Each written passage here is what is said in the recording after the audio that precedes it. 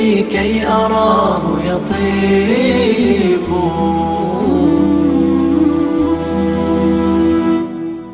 الحمد لله رب العالمين والصلاة والسلام على أشرف الأنبياء والمرسلين نبينا Muhammad wa ala alihi wa sahbihi ajma'in. Chers frères, chères sœurs, assalamu alaikum wa rahmatullahi wa barakatuh et bienvenue dans nos assises du mois de Ramadan où nous continuons dans l'explication du hadith Qudsi, ce noble hadith avec d'énormes profits bénéfiques. Ce hadith qui a été rapporté par Abu Hurayra, عن أبي هريرة رضي الله عنه قال قال رسول الله صلى الله عليه وسلم قال الله كل عمل ابن آدم له إلا الصيام فإنه لي وأنا أجزي به والصيام جنة وإذا كان يوم صوم أحدكم فلا يرفث ولا يصخب فإن سابه أحد أو قاتله فليقل إني امرؤ صائم والذي نفس محمد بيده لخلوف فم الصائم أطيب عند الله من ريح المسك للصائم فرحتان يفرحهما إذا أفطر فرح وإذا لقي ربه فرح بصومه. Ce hadith rapporté par Abu Hurayra radiyallahu anhu qui relate que le messager d'Allah sallallahu alayhi wa sallam a dit Allah, donc c'est un hadith Qudsi, c'est la parole d'Allah subhanahu wa ta'ala. Allah, à lui la puissance et la grandeur, a dit tout acte du fils d'Adam lui revient sauf le jeûne, il est certes à moi et c'est moi qui le rétribue. Le jeûne est un bouclier. Quand l'un de vous jeûne un jour, qu'il ne soit ni grossier ni querellaire. Si quelqu'un l'insulte ou l'attaque, qu'il dise je jeûne. Par celui qui détient l'âme de Mohammed dans sa main, l'haleine qu'exalte la bouche du jeûneur sera le jour de la résurrection plus agréable auprès d'Allah que l'odeur du musc. Le jeûneur connaît deux joies. Quand il rompt son jeûne, il se réjouit de manger. Et quand il rencontre son Seigneur, il se réjouit de son jeûne. Ce hadith, il a été rapporté par l'imam, authentifié par l'imam al-Bukhari et l'imam Muslim. Et ce noble hadith, comme nous avons débuté l'explication, montre l'immense récompense qu'attribue Allah subhanahu wa ta'ala aux jeûneurs. C'est une récompense sans limite qu'Allah azza wa jal s'est chargé de rétribuer cette œuvre, cette grande adoration de la plus grande des récompenses. Et cela du fait qu'elle réunit plusieurs adorations en une seule. L'adoration du jeûne et aussi l'adoration de la patience dans ce jeûne. Car la personne patiente dans l'obéissance à Allah subhanahu wa ta'ala. Elle patiente dans l'obéissance à Allah subhanahu wa ta'ala, c'est-à-dire qu'elle supporte les difficultés du jeûne pour Allah azza wa jal, pour la satisfaction de son Seigneur. Donc, elle patiente face à la nourriture, face à la boisson, face aux relations conjugales et désirs pour Allah. Donc elle jeûne sur toutes ces choses-là, pour Allah azza wa jal, pour la récompense et la satisfaction, à la recherche de la satisfaction de son Seigneur. C'est pour ça que Allah subhanahu wa ta'ala, il dit dans ce hadith divin, il délaisse sa nourriture, sa boisson et ses désirs pour moi. Donc tout cela, bien évidemment, c'est fait sincèrement pour Allah. Donc la patience dans l'obéissance d'Allah. Le deuxième type de patience, c'est la patience face au fait de désobéir à Allah. La personne, elle s'efforce et elle patiente à éviter tout acte ou parole futile. Elle évite les grossièretés, le faux témoignage, la médisance, la calomnie et toute autre chose illicite qu'Allah subhanahu wa ta'ala n'agrée pas. Elle délaisse tout cela pour Allah. Donc aussi c'est une éducation de l'âme au bon comportement, à la droiture. Donc elle patiente face au fait de désobéir à Allah. Elle patiente aussi face au décret d'Allah, car à certains endroits, dans certains pays, à certains endroits, surtout en été, dans certains pays où les jours sont très longs. Donc la personne, elle subit fatigue, elle est assoiffée, elle peut ressentir un mal-être, elle peut être mal à l'aise, surtout il y en a certains qui travaillent, et malgré cela, ils font cet effort pour qui? Pour Allah. Donc la patience dans le décret d'Allah subhanahu wa ta'ala. Et l'adoration de la patience qui est réunie avec l'adoration du jeûne, l'adoration de la patience aussi, c'est une grande adoration. Et Allah subhanahu wa ta'ala, il rétribue à la patience une immense récompense aussi sans compter. Allah azza wa jalla, il dit innama yuwaffa as-sabiruna ajrahum bighayri hisab. Les endurants auront leur pleine récompense sans compter. Donc on voit les nombreux mérites du jeûne dans lequel on se trouve. Le fait de ressentir cela, car la personne, quand elle ressent cela, ça lui facilite l'accomplissement de cette adoration, car elle sait pourquoi elle le fait, et elle sait ce qu'elle recherche par cela, et elle sait la récompense qu'il y a en cela. Et le fait qu'on saisisse l'occasion qu'Allah subhanahu wa ta'ala nous a choisi en étant parmi les jeûneurs de ce mois de Ramadan de cette année. Mais qui sait qu'on sera parmi les jeûneurs de l'an prochain. Donc le fait de saisir chaque jour de notre jeûne en accomplissant des bonnes actions, que ce soit aumône, que ce soit lecture du Coran, chacun selon sa capacité, bonne parole, conseil, visite des parents et lien de parenté, et toute autre chose qui peut nous revenir en récompense et qui peut rendre ce jeûne le plus complet et le plus parfait possible. Car comme on peut le voir, le jeûne complet et parfait est le fait d'éviter deux choses. La première des choses, c'est le fait d'éviter toute nourriture, toute boisson, toute relation conjugale. Toutes ces choses-là, la personne elle doit l'éviter pendant son temps de jeûne, de l'aube jusqu'au maghrib.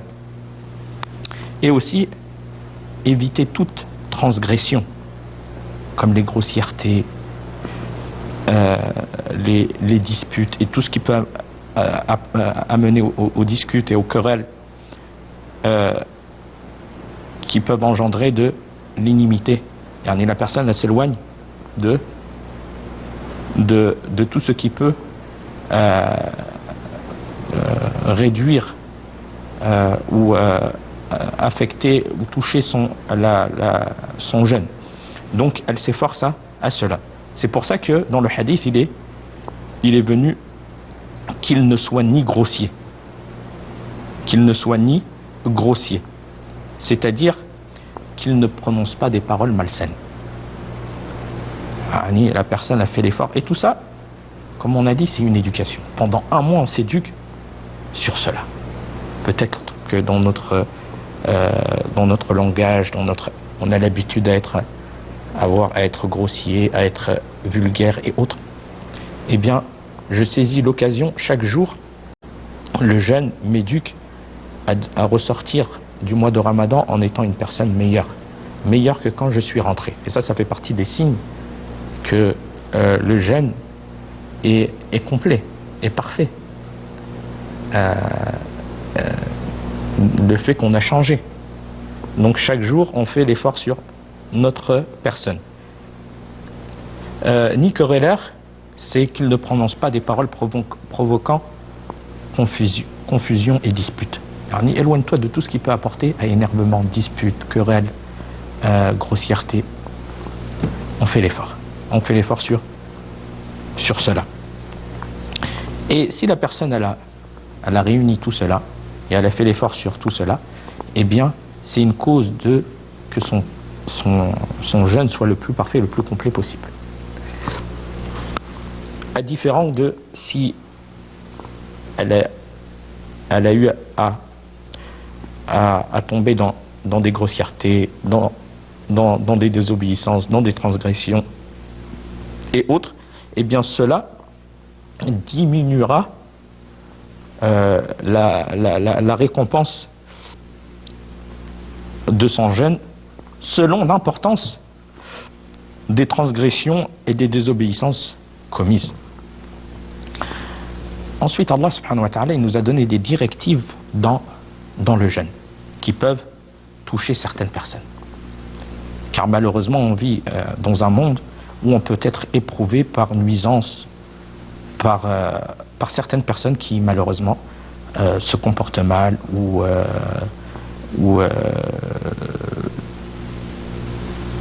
sont grossières et autres, et qui peuvent être une cause d'épreuve pour toi pendant ton jeûne. Donc Allah subhanahu wa ta'ala, il a indiqué aux jeûneurs qui serait l'objet d'insultes ou de provocations, comment il doit répondre. Il est en état de jeûne. Comme il est venu dans le hadith, le fait de répondre « je jeûne », je suis en état de jeûne, et de ne pas répondre aux insultes. Donc c'est le fait que tu informes la personne que ce qui me retient de te répondre, ou afin que la personne que tu as en face de toi ne soit pas pris d'orgueil, le fait de lui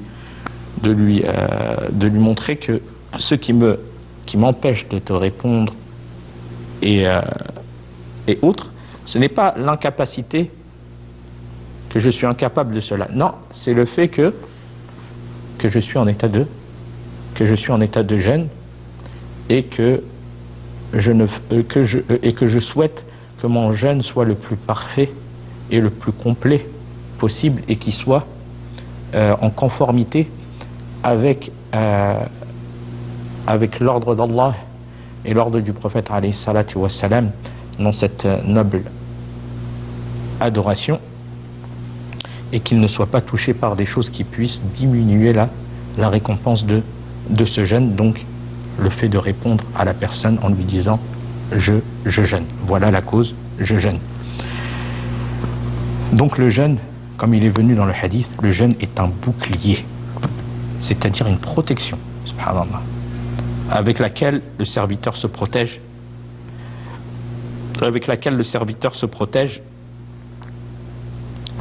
contre les péchés, contre le mal dans cette vie d'ici-bas, et qui est une cause de récompense et d'énormes récompenses dans l'au-delà.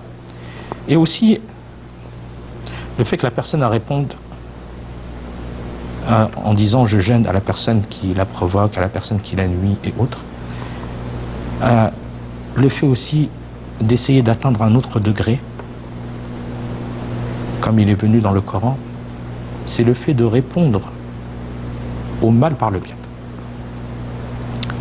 Bien évidemment, ce degré-là, ce n'est pas tout le monde qui l'atteint.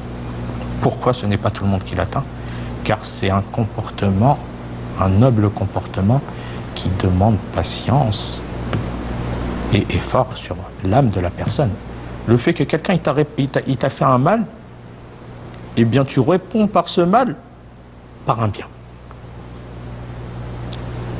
Mais c'est un comportement à adopter surtout avec les proches,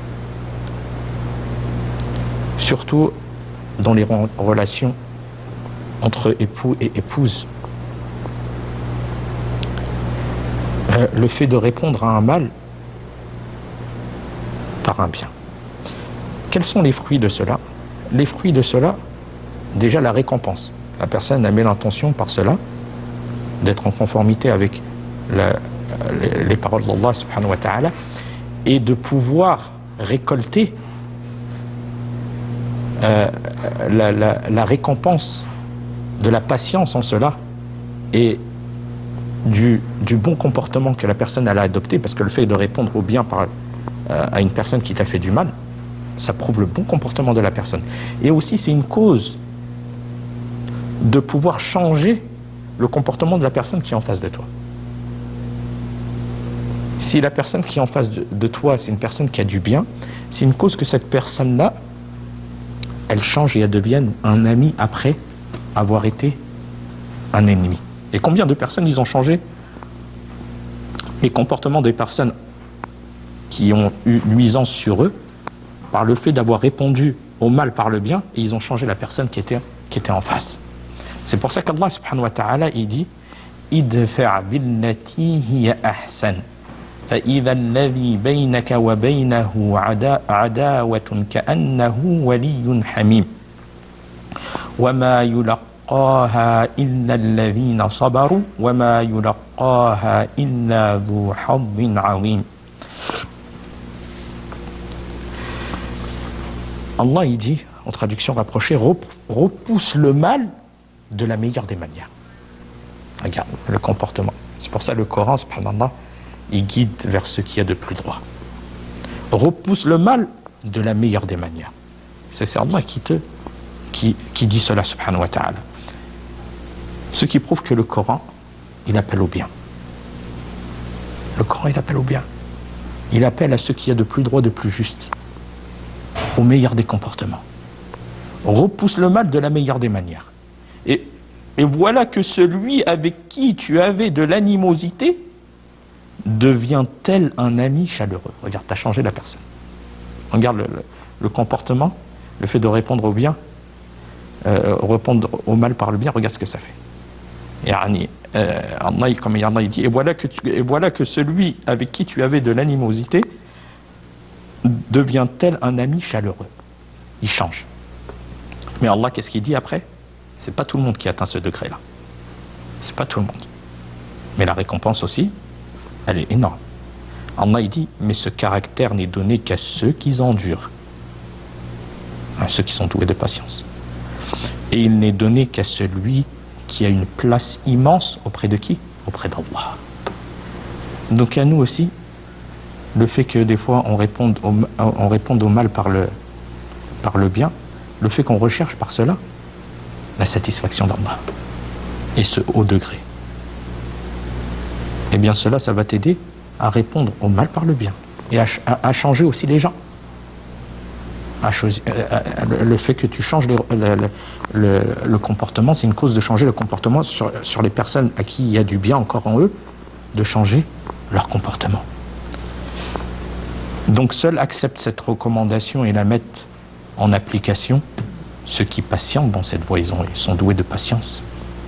Ibn Abbas radiyallahu anhu, il dit au sujet de ce verset, Allah ordonne aux croyants de faire preuve de patience face à la colère.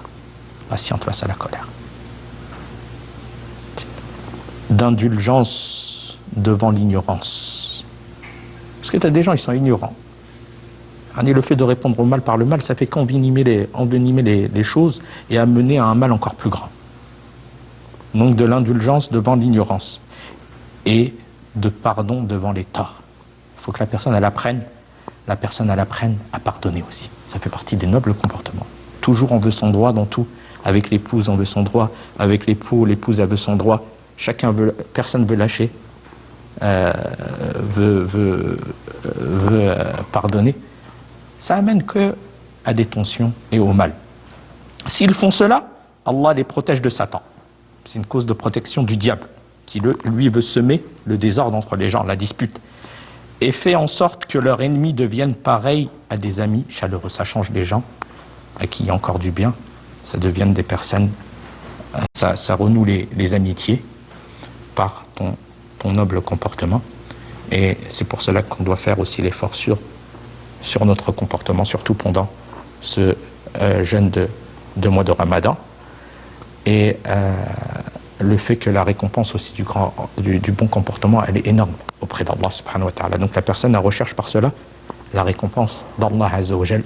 Wa fil khitam hada wallahu a'lam wa sallallahu ala nabiyyina Muhammad wa assalamu alaykum wa rahmatullahi wa barakatuh.